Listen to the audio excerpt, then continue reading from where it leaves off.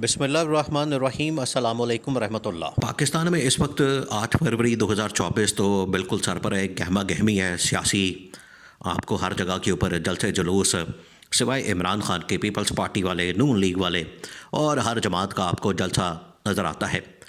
वहीं पर एक जो अदालती महाज के ऊपर जंग छिड़ी हुई है, उसमें इमरान खान के ऊपर मुकदमात और इमरान खान के बहुत से ऐसे लोग, इमरान खान के सपोर्टर, उनके ख़िलाफ़ भी मुकदमाबाजी शुरू हो चुकी है और अदालती महाज के ऊपर एक इमरान खान के ख़िलाफ़ महाज खोला गया है।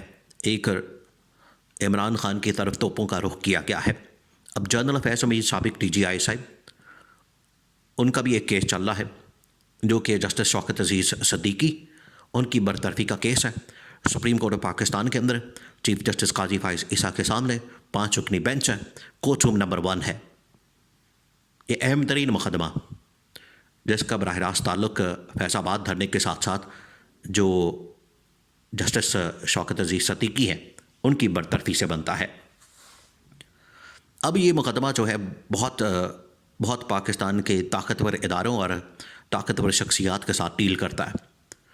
इसमें जो साबिक इस्टेब्लिशमेंट है, उसमें साबिक DGI जनरल फैज़ हमीद, फिर जनरल बाजवा और ख्वाजा आसिफ ने भी जनरल बाजवा से मुतल्लिक़ एक बात की और ये मामलात जनरल राहील शरीफ तक चले जाते हैं। ये इंतहाई अहम तरीन मामला है, इसको आपने समझना है। देखें, पाकिस्तान के अंदर जब आप कोई मुकदमा या कोई केस खोलते हैं तो पूरा एक पंडोरा बॉक्स खुल जाता है। उसकी वजह यह है कि यहाँ पर इतने किरदार होते हैं, उस मामले के अंदर इतने किरदार होते हैं, इतने लोग होते हैं, फिर आपको समझ नहीं आती, फिर आपको मजबूरन बंद करना पड़ता है क्योंकि बड़े ताकतवर लोग उसमें आ जाते हैं।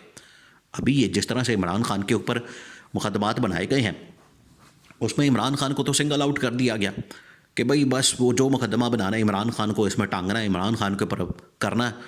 लेकिन इसके आप अंदर जाते हैं, हकीकत खोलते हैं, केस को पूरा खोलते हैं, तो उसके अंदर इतने ताकतवर और बड़े बड़े नाम आते हैं कि वहाँ पर जाते हुए तो पर जलते हैं। तो सिर्फ इमरान खान तक रखा हुआ है। अब 190 मिलियन पाउंड वाले केस की मिसाल ले लें, पीछे जाएंगे तो उसमें बड़े बड़े नाम जिस तरह से मलिक रियाज, उससे और पीछे चले जाएंगे तो नवाज शरीफ का ख़ानदान निकल आएगा। तो आखिर घुमा फिर आके बात तो उधर ही चली जानी है। फिर रियासती मामला आते हैं, हुकूमती मामला आते हैं, बरतानवी गवर्नमेंट है, बरतानवी हुकूमत है, NCA जो उसमें उसका जो नाम आता है नेशनल क्राइम एजेंसी का, तो इतने बड़े बड़े नाम आ जाते हैं। अब ये इन्होंने केस एक नया खोला हुआ है, जो कि साबिक जज इस्लामाबाद हाई कोर्ट के जस्टिस शौकत अजीज़ सिद्दीकी की बरतरफी का केस है, जो कि सुप्रीम कोर्ट ऑफ पाकिस्तान में चीफ जस्टिस काजी फाइज ईसा के सामने लगा हुआ है।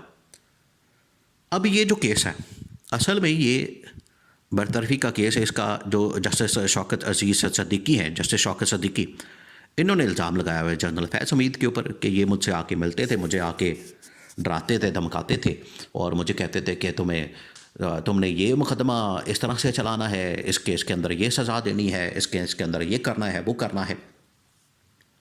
तो अब ये जो साबिक DGI हैं जनरल फैज़ हमीद, उसको भी बुला लिया गया, उनको भी कहा गया आप ही आए।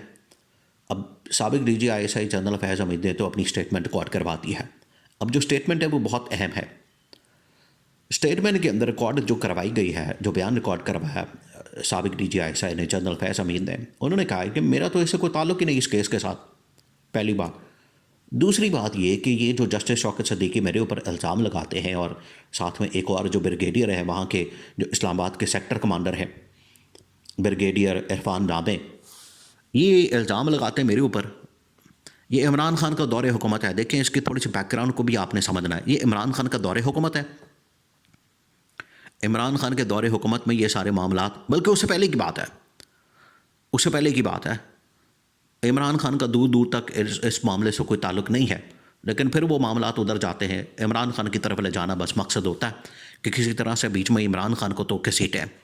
उसमें अब 1-2 केसेस खोले, वो कासिम सूरी वाला, उसमें इमरान खान के दौरे हुकूमत वाला, और इमरान खान के ख़िलाफ़ जब अदम एतमाद पेश की गई तो क्यों रोकी गई, ये भी एक वो उधर सिमत खुल रही है, उधर एक रास्ता खुल रहा है कि जी उधर भी जाना है। लेकिन ये जो चीफ जस्टिस, ये जो मामला है जस्टिस शौकत सिद्दीकी वाला और उसके अंदर जनरल फैज़ हमीद वाला, इसमें टारगेट इसलिए किया जाता है कि जनरल फैज़ हमीद इमरान खान के साथ रहे, बड़े उनके अच्छे ताल्लुकात थे। अब इस्टेब्लिशमेंट के साथ ताल्लुकात कौन नहीं अच्छा रखता अपनी दौरे हुकूमत में। ये तो नवाज़ शरीफ है ना, इसको अच्छे ताल्लुकात रखने पसंद नहीं इस्टेब्लिशमेंट के साथ, ख़ास तौर पर पंगा लेना इसकी सरिश्त में और इसकी मिजाज के अंदर शामिल है, फितरत में है। इमरान खान ने तो ऐसा नहीं किया, इमरान खान ने तो बड़े अच्छे ताल्लुकात रखे सबके साथ। तो वापस आते हैं, ये जो जनरल फैज़ हमीद का केस है, जनरल फैज़ हमीद ने अपना जो रिकॉर्ड है बयान वो रिकॉर्ड करवा दिया और उसके अंदर कहा है कि मेरा तो जस्टिस शौकत सिद्दीकी से कोई ताल्लुक़ नहीं, कोई लेना देना नहीं। और ये बात करते हैं मेरे घर आने की, मैं तो कभी गया ही नहीं इनके घर, मुझे तो पता भी नहीं ये कहाँ रहते और मेरा तो इससे कोई लेना देना नहीं, कोई ताल्लुक़ नहीं। और ये मुझे कहते हैं कि नवाज़ शरीफ से मुतालिक फ़ैसला देना, उसको सज़ा देनी है, उसकी बेटी को मरियम नवाज़ को सज़ा देनी है। तो अगर आपने सज़ा ना दी तो ये हमारी 2 साल की मेहनत ज़ाया हो जाएगी, ये उनका कहना है जस्टिस शौकत सिद्दीकी का। जनरल फैज़ ने साफ इनकार कर दिया। जनरल फैज़ ने कहा ये बात करना तो दूर की बात है, मैं तो मिला तक नहीं आज तक, मुझे तो पता नहीं, मैं कभी घर ही नहीं गया। और इन्होंने मेरे ऊपर इतने इल्ज़ामात लगा दिए, मुझे चार्जशीट कर दिया बतौर DGISI या बतौर DGC। उस वक्त जब मेजर जनरल थे ISI के अंदर जनरल फैज़ हमीद। तो अब ये बहुत बड़ा मुकदमा खुला हुआ है जिसके साथ ये जा रहा है। जनरल फैज़ हमीद ने उस वक्त जो फैज़ाबाद का मामला है, जनरल फैज़ हमीद ने कहा कि उस वक्त की जो इस्टेब्लिशमेंट थी, मैं तो उनके ऊपर कहने पर काम कर रहा था, और उस वक्त की इस्टेब्लिशमेंट जनरल राहील शरीफ से चेंज होकर जनरल बाजवा की तरफ आ रही थी। तो ये एक ट्रांजिशन हो रही थी उस ज़माने में। तो इसमें अगर आप पीछे जाते हैं, हिस्ट्री खोलते हैं, मामलात खोलते हैं और उसके केस के हक़ाइक़ की तरफ जाते हैं, तो फिर इतने बड़े बड़े नाम सामने आ जाने हैं। फिर आप हिम्मत करें, जुर्रत दिखाएं। ये मौजूदा इस्टेब्लिशमेंट को किसी सूरत भी गवारा नहीं। जब इन्होंने मुशर्रफ के ऊपर फैसला दिया तो जनरल आसिम मुनीर ने इसके ऊपर नागवारी का इजहार किया कि आपने हमारे आर्मी चीफ को फांसी पर लटका दिया मरने के बावजूद। वो तो अब बेचारा ज़िंदगी इस दुनिया से चला गया, उसके बावजूद आप ये इस तरह के फ़ैसले दे रहे हैं। इसके ऊपर बड़ी नाराज़गी का इजहार किया। अब ये फिर वही मामलात खुले हुए हैं। तो पाकिस्तान के अंदर अगर स्टेबिलिटी चाहिए, पाकिस्तान के अंदर अगर इस्तेहकाम चाहिए, तो कम से कम हमें फिर इस तरह से मुर्दा घोड़े जो हैं इनको बंद करना पड़ेगा, इनको दबाना पड़ेगा, इनका रास्ता रोकना पड़ेगा और आगे की तरफ देखना, आगे की तरफ। अब इलेक्शन आ गए हैं, सर पर हैं, अब तो 10 दिन बाद इलेक्शन हो जाने हैं। तो आगे के लिए हमें जाना है, आगे की सोचनी है, अगली नस्लों के बारे में सोचना। अगर पुराने मुर्दा घोड़े उखाड़ेंगे तो उसमें से कुछ भी नहीं निकलेगा। अब ये जनरल फैज़ हमीद वाला मामला खुल गया सिर्फ इस वजह से कि इमरान खान के साथ इसके ताल्लुकात हैं, या एक थ्योरी बनाई जाती है इमरान खान इसको आर्मी चीफ बनाना चाहता था। तो ये अब सूरत हाल मज़ीद बिगड़नी है।